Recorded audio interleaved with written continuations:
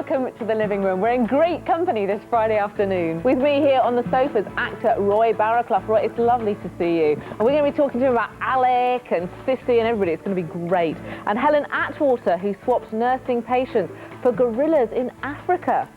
Star impressionist John Coleshaw has details of the latest film releases. Meanwhile, over in the kitchen, Rowena Hofbauer is raiding the cupboards looking for ingredients to whip up some fresh cosmetics. You don't know whether to put them on your face or eat them. But first, what happens when man's best friend goes walkies? Well, when Jenny Candle's pooch Merlin vanished while on holiday, Jenny's family turned to the old dog and bone and let their fingers do the walking. Well, hi to Jenny and also to Merlin, if you can see him down there. I mean, what a nightmare to lose your dog on holiday. How did it happen? How it happened was we were walking just in the fields by the house where we were staying, and he ran off into the woods, and we think he must have been chasing deer, and he went off very happily, bounding up and down and barking. Our other dog followed as well, but she came back, but Merlin didn't. He just carried on going. So my husband stood there and called, and there was no sign of him, and he didn't come back. We sent out search parties after that, and all our friends who were with us staying, they also went out and spent many, many hours during the course of the rest of the week looking for him. I mean, this was what, on the second day of what, South Devon? Yeah. It must have ruined the holiday. It did rather. We tried to make the best of it with our children and go out every day, but you can imagine every day we came home, we expected to see him at the house waiting for us, and he wasn't, and that was very, very heartbreaking time for us. And I mean, did it cross your mind that you couldn't leave until you found him? Because, of course, you did come back and then start the search. I kept saying that to my husband. I said, I'm not going to go home without him. I just can't do it, but you just have to go back to work and everything else. And I must admit, we did cry a lot of the way home. But obviously you must have put out the request, but notices. Did you use radio at all? What we did when we were there is we contacted radio stations and all the authorities as much as we could do. We couldn't go to a newspaper until we had a photograph of him. So as soon as we got home, we swung into action. We got lots of photographs done of him, sent those off to all the newspapers. One newspaper put our story in, and because of that one story, we got lots of sightings of him from different people all around Devon. We established by then he'd already gone south of Dartmoor. We were in North Devon, and the first calls we had were south of Dartmoor. So that was already 50 miles. That's a fair old, pretty distance, isn't it? It was, yes. But that first week he was missing, there was snow. There was about 4 inches of snow on Dartmoor, and there was hail, and there was frost, and so you can imagine what I went through worrying about him. Did you feel that maybe you would not see Merlin again? No, hope springs eternal, I think, and we had a lot of people obviously praying for him, hoping that he would come back, and everybody seemed to think, yes, he would turn up, whether he was just going to find his way home or whatever, but that we would find him. When the newspaper article came out, we started to get sightings of him, but they were all old, so people rang in and said, we saw him 2 days ago, or we saw him this morning, or we saw him whenever. And we've established that he was doing a pattern of going up and down different towns between sort of Newton Abbot and a place called South Brent. And he must have covered altogether about 200 miles. We've added it all up. Incredible amount. Wow. But then he had this brilliant idea of using a CD-ROM of all of telephone numbers and just started ringing people. We did. We had a sample that came through, and all it could give you is a name and a village. So wherever we had a sighting, we rang people in the village, just picked them at random, gave them a call and said, you don't know us, but, and left our telephone number with them, explained it all to them.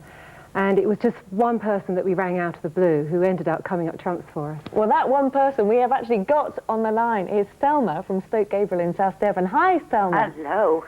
Thelma, I mean, do you want a quick word with Jenny here? Because I gather you two actually have not spoken. No. It's just wonderful to get him back, because funnily enough, I am really a dog lover. I've got a dog of my own, and it would have broke my heart to have to leave him like you did. But, now, you actually saw Merlin, Thelma. How did that happen? Well, I just got their call out of the blue. This was on the Sunday morning. And this is a very small village, so there's a lot of people I know here who walk dogs, so I thought somebody's bound to see him, and I'd hear about it. I'd take their name and their number, and I'd get back to them if we did see anything. Thought no more about it, really, until we took our dog for a walk. We put her in the car, took her 6 miles away to Berry Head. This was the Monday. And we'd walked all around the Berry Head. This is near Brixham. And on our way back, my dog stopped and had a sniff, and up this dog came. And I said to my husband, that's the dog I've been looking for. He Really? didn't really know what I was talking about. Velma, did you want to try and sort of scoop up Merlin and bring him home? Oh, yes, but he was very weary. I thought, I'll leave him, and we came home as soon as I can, and I called them. Yeah. But he wouldn't come near me. In the evening, wasn't it? And you got straight in the car and drove down there. Yeah, as soon as we got the call from Thelma, the first thing we thought, well, if he's on Berry Head, geographically, he's on a headland, and we could find him there. Yes. Yeah, so, yeah, thanks, Thelma. Oh, that's brilliant. All right. Lovely. I'm glad I could do my little bit, but it's such a coincidence, because we had really originally thought we'd walk down to Paynton, not to Berry Head. Well, Thelma, it's so great to hear from you. Thank you so much. I mean, I'm sure that I Jenny can't thank you enough. But just let me get this clear, you then drove through the night. We jumped into our car about 10:30 at night and drove all the way down to Berry Head. It's about 250 miles, but it was night time, so we got there in good time. And when we got there, of course, we don't know the area, and when you get there, it's bigger than you think it is, and you think, how are you going to find a dog in the middle of this big area? Yes. So we drove out into Berry Head Country Park and just drove as far as we could. Just kept going through and thought, if the worst comes to worst, we'll sleep here the night and contact people in the morning. So we got to... and then your husband got out to have a pee or something. No, don't put that on air. Anyway, he was somewhat occupied.